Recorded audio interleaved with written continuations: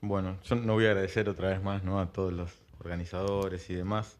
Este, Así que voy a directamente comenzar. La idea nuestra es focalizarnos en una iniciativa, o sea, no tanto contar cuál es la experiencia en la Argentina acerca de todo lo que tiene que ver a los procesos y a las patentes en sí mismas, sino focalizarnos en una iniciativa conjunta en la cual el Ministerio de Salud, el Ministerio de Industria, el Instituto de Propiedad Industrial encontraron, como recién Marco señalaba en uno de esos puntos, que las políticas se alineaban.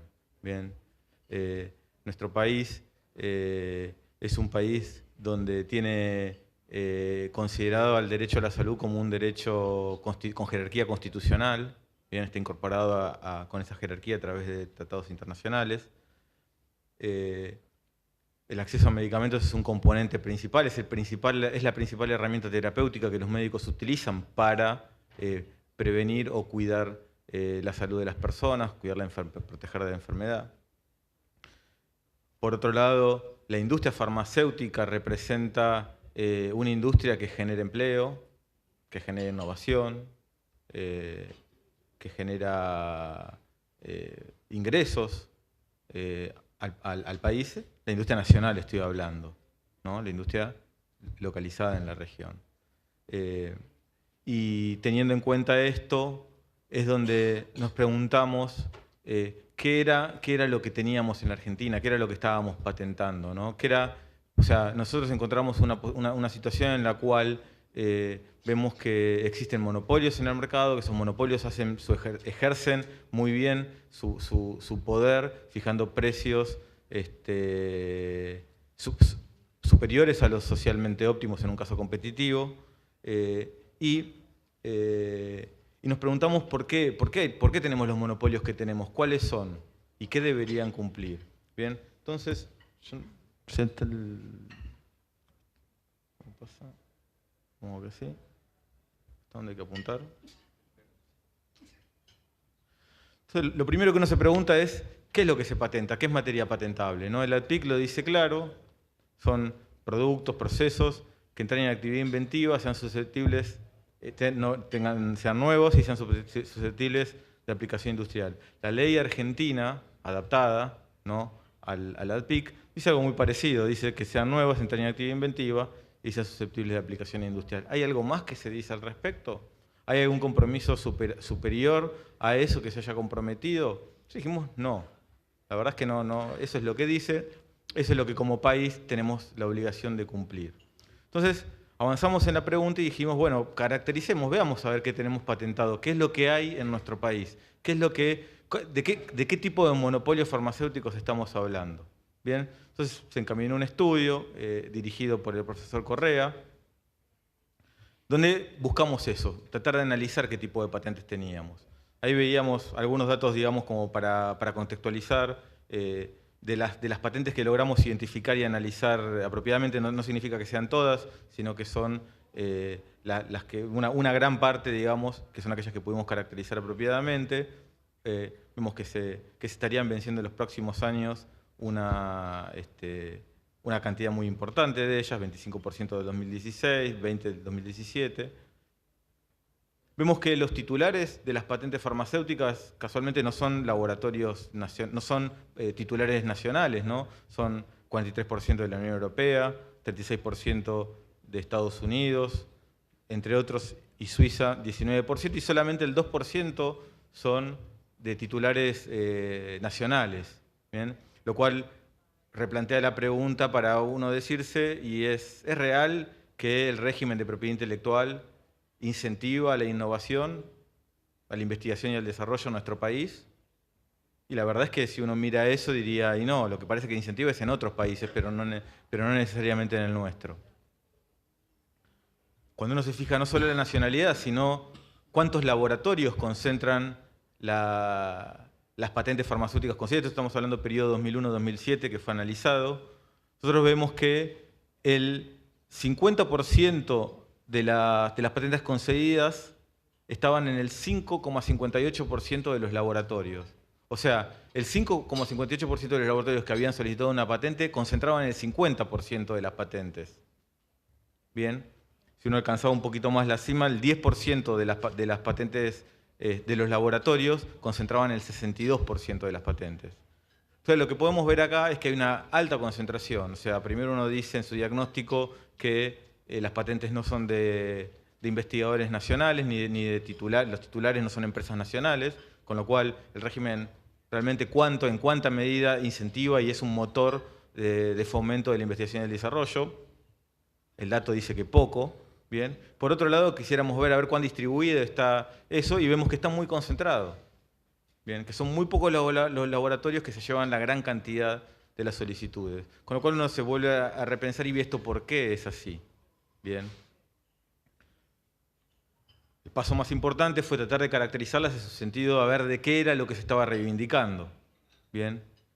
Y ahí encontramos que, ustedes lo pueden ver ahí, composiciones, sales, indicaciones terapéuticas, que incluso es como patentar usos en la Argentina no se puede, sin embargo las reivindicaciones planteaban el uso también, las que encontrábamos, cosa que no es patentable en la Argentina. Y dentro de otros lo que encontramos también son polimorfos, isómeros, mezcla de isómeros, combinaciones, ésteres, éteres. Bien. En total, aproximadamente el 70% de las patentes que consiguieron pertenecen a este grupo.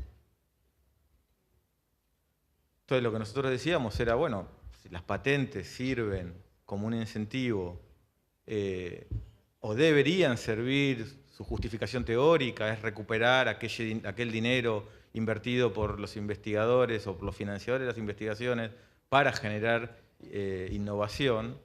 Entonces, ¿esto responde a una innovación? ¿Las patentes realmente tienen esta finalidad o se ha transformado meramente en una excusa para poder garantizar la renta monopolio, el poder monopólico y la renta consecuente?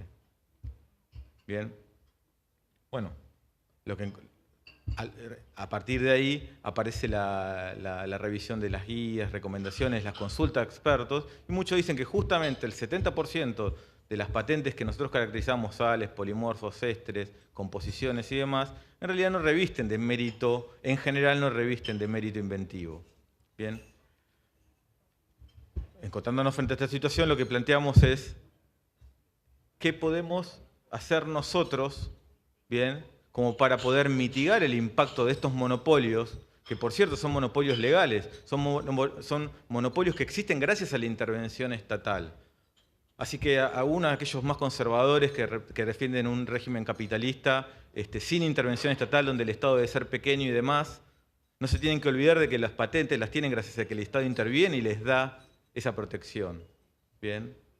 Nosotros decimos, bueno, el Estado entonces debería revisar cuál es la potenciación, cuáles son los estándares que fija.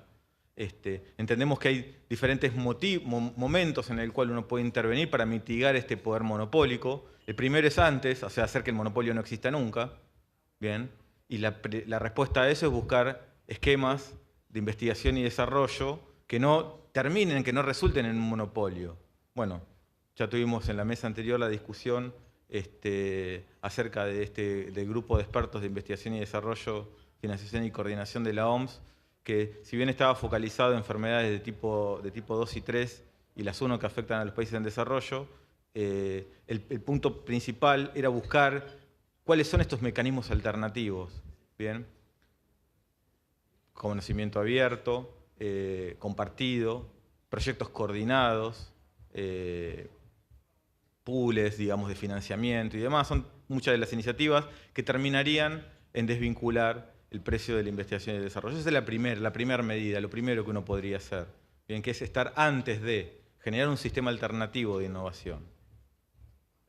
A veces esto hago una acotación al margen, ¿no? Yo me pregunto, se habla mucho de linkage como algo muy importante, y la verdad es que lo comparto, lo es. Decir, bueno, hay que desvincular el costo de la investigación y desarrollo del precio de los productos. La verdad que yo me atrevería a decir que hoy también está desvinculado. Ya está desvinculado. Pero por esto que hoy mostraba Germán en su presentación, ¿cuánto cuesta investigar? ¿Cuánto cuesta desarrollar una molécula nueva? ¿2.000 billones? ¿2.000 millones? ¿O 100 millones? Como es el estudio de NDI, último de entre 100 y 150 millones. Si nosotros no podemos saber cuánto es el costo de la investigación y desarrollo, difícilmente podemos asociar el precio que hoy estamos pagando, que sí conocemos, ¿bien? Y que es muy diferente lo que pagan unos de otros, con lo cual que es diferente la investigación, que el costo de la investigación para uno que para otro. ¿Tiene que ver la investigación realmente, el recupero de los costos de la investigación y desarrollo con la fijación de precios? Los laboratorios cuando fijan los precios, ¿lo hacen pensando en recuperar la investigación y desarrollo? Y yo creo que no. Yo creo que cuando fijan precios, lo fijan pensando en sacando todo lo que pueden. Bien, como buen monopolista, maximizador de beneficios. No lo hace para recuperar costos, lo hace para aprovechar la renta monopólica. Bien. Entonces, en ese sentido creo que ya están desvinculados los costos y, por cierto, los precios son mucho más altos que los costos de investigación y desarrollo. Ahora, si lo fueran, si los precios estarían asociados a los costos de investigación y desarrollo, ahí sí tendría un poco más de sentido seguir hablando de delinkage para decir, no, señores, esto dejémoslo de un lado y pasémoslo del otro. En realidad lo que queremos hacer cuando hablamos de delinkage es sacar la excusa de encima de nosotros. Es decir, no, el costo de la investigación y desarrollo no tiene nada que ver con esto, así que no hablemos más de esto, hablemos del precio. ¿Bien? Y saquémoslo de la mesa de la discusión, porque ya hoy no tiene nada que ver. Hoy no tiene nada que ver. Prueba de eso es saber y cuánto cuesta. Si puede costar 100, puede costar 2.000 millones. ¿Cuánto invirtieron en descubrir el trastuzumab? Bien. Y factura 6.500 millones de dólares. Aún en el escenario de 2.000 millones ya lo hubieran recuperado en un año. La facturación es 2.500 millones, 6.500 millones anuales según IMS en todo el mundo, ¿no? Entonces, realmente, digamos, esa discusión, creo que es muy importante entonces fortalecer y seguir trabajando en esta primera parte, que es cambiemos el sistema, pensemos en otros mecanismos de incentivo a la investigación y desarrollo. El Estado creo que allí tiene un gran rol, el compromiso global que hay que asumir también creo que es muy importante, y creo que bueno, en eso estamos trabajando en la OMS. Probablemente la idea del tratado, cuando vuelva, debería ser uno de los pilares de nuestras posiciones, donde trabajemos allí. Después tenemos durante la solicitud, bien, que ahí es donde uno podría decir, bueno, que dentro del margen que me deja los compromisos ya asumidos, ADPIC, las leyes nacionales, qué es lo que yo considero que tiene realmente altura inventiva, novedad y aplicación industrial, que es lo que voy a continuar hablando luego. Posteriormente al otorgamiento de la protección, que es el empleo de las flexibilidades previstas en el TRIPS, y otras medidas, la anuencia previa, digamos, perdón, la anuencia previa en realidad es anterior al otorgamiento, debería estar antes.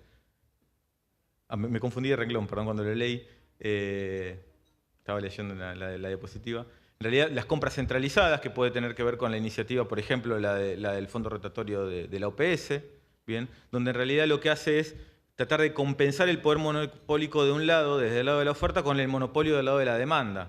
Y de esa forma tener una relación de monopolio bilateral que mitiga el impacto del monopolio del lado de la oferta. Son otras de las medidas que se pueden tomar, pero que están siendo atacadas, como decía hoy en una de las preguntas que realizaba.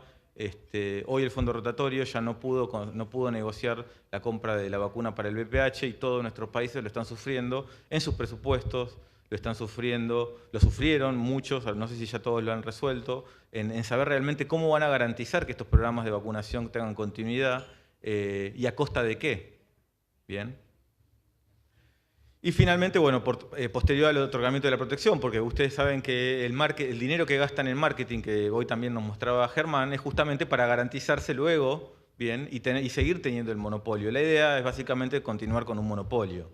Bien. Entonces, aún cuando se vence la patente, si yo ya tengo mi marca instalada, vía marketing y otros recursos, voy a tratar de mantenerlo. Bueno, ahí es de vuelta el rol del Estado de tratar de fomentar la competencia genérica una vez que la patente haya caído. Hay otros caminos que tienen que ver con la regulación sanitaria, que eso está asociado a esta resolución que desde UNASUR apoyamos acerca de productos bioterapéuticos similares en la OMS, y que también como excusa o como han encontrado un espacio, cuando no han podido reverdecer la patente vía Instituto de Propiedad Industrial, aparecen ahora la necesidad de tener exigencias más altas en los registros, para el registro sanitario.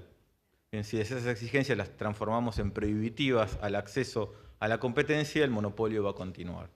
Parte de eso tiene que ver la resolución de la OMS, donde dice que estos requisitos para los registros sanitarios no se deben transformar en una barrera al acceso a medicamentos. Creo que ese es el mensaje que les mandan luego para que se revisen las guías que ya existen, teniendo en cuenta este otro principio. No es solamente seguridad, calidad y eficacia, sino que también es acceso a los medicamentos. ¿Bien? Continuamos entonces, volvemos al punto al punto B, donde es durante la solicitud que podemos hacer. Entonces nosotros dijimos, a ver, ¿tenemos espacio para tener nuestras propias interpretación de estos 3 criterios de altura inventiva, aplicación industrial y novedad? Y decimos sí. El ALPIC dice en su artículo 7 que la protección y observancia va a ser en beneficio recíproco de productores y usuarios, ¿bien? De modo que favorezcan el bienestar social y económico y el equilibrio de derechos y obligaciones. En los principios, en el artículo 8 dice que las medidas necesarias para proteger que los estados podrán adoptar las medidas necesarias para proteger la salud pública, promover el interés público de los sectores de importancia vital para el desarrollo socioeconómico y tecnológico y podrá ser necesario aplicar, y reconoce que podrá ser necesario aplicar medidas apropiadas para prevenir el abuso de los derechos de propiedad intelectual por parte de sus titulares o el recurso de prácticas que limiten de manera injustificable el comercio. Bien, el ALPIC nos deja espacio para hacer este trabajo. La declaración de Doha refuerza, no deberá impedirse en ningún país que adopte medidas para la protección de la salud y la vida de las personas.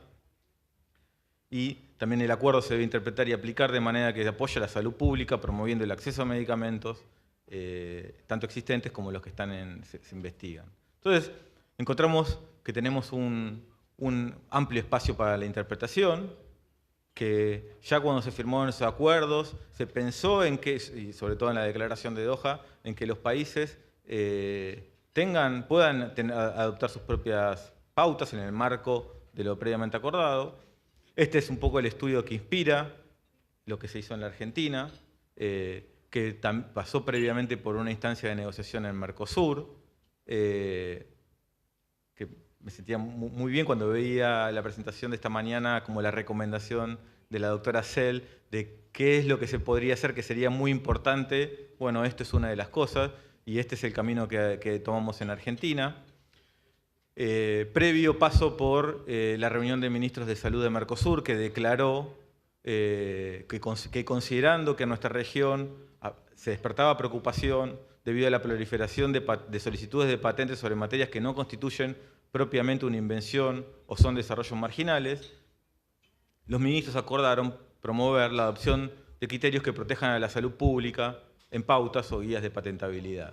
Apoyado en esto, el Ministerio de Salud de la Nación, el Ministerio de Industria de la Nación y el Instituto de Propiedad Industrial firmaron una resolución conjunta donde se dan instrucciones para la aplicación de estas pautas, no son pautas acerca de cómo interpretar. Ahora vamos a hacer un detalle sobre los puntos que avanzan bien brevemente, pero son instrucciones para los agentes evaluadores, bien, pero que también están a disposición para aquellos que solicitan, como para que tengan en cuenta qué criterios son los que se han evaluado, digamos, para darle transparencia al sistema. Bien, las pautas cubren los casos usuales, son instrucciones generales, bien, y puede haber excepciones. En los casos que las haya, deberán ser debidamente fundamentadas. Esto es muy importante para tener en cuenta. Estas pautas no agregan ningún criterio nuevo para la evaluación de patentes, sino lo que hacen es interpretar los criterios que ya fueron acordados en el TRIPS. Bien, no es que agrega una consideración o un criterio nuevo, no, sino simplemente lo que hace es interpretar, arrojar claridad o una interpretación nuestra acerca de lo que entendemos por aquello. Básicamente, y para finalizar, estos son los puntos. Nosotros dejamos en las carpetas, y creo que después en el pendrive también lo vamos a colocar, la resolución conjunta para invitarlos a que ustedes la vean. La resolución conjunta da recomendaciones acerca de polimorfos, pseudopolimorfos, enantiómeros, estructuras de tipo Markush, patentes de selección, sales, ésteres, metabolitos, profármacos, formulaciones, combinaciones. Bueno, ahí pueden ver la lista. Los invito a que las revisen. Obviamente que esto, cuando sancionó, se pusieron en marcha, hoy están funcionando en la Argentina. Hoy tenemos, por lo menos si miramos el promedio de patentes del periodo que analizamos, el promedio anual, hoy ya tenemos muchas menos patentes concedidas. Obviamente que hay muchos que no están contentos con esto y que han reclamado judicialmente acerca de todo lo que ustedes se puedan imaginar, desde la constitucionalidad hasta de por qué tiene una coma estas guías, ¿no? Bueno, eso está en discusión, en proceso judicial.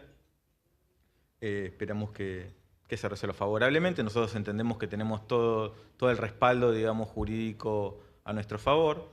Y nada, y invitamos realmente a continuar con esto. A continuar con esto en la región.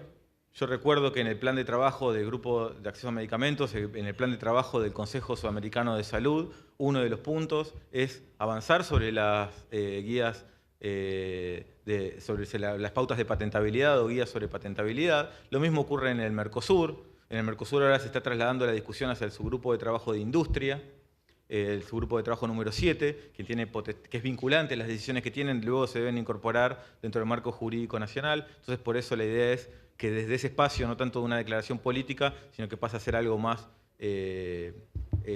vinculante para los países, para que Mercosur también pueda avanzar en esto. Y a UNASUR también le queda, yo ya sé, estuve hablando con muchos que están interesados, vi el caso de Ecuador que recién presentaban, donde están trabajando justamente en la definición de la interpretación de justamente estos puntos. Compartimos nuestra experiencia y la dejamos a disposición para todos ustedes. Muchas gracias.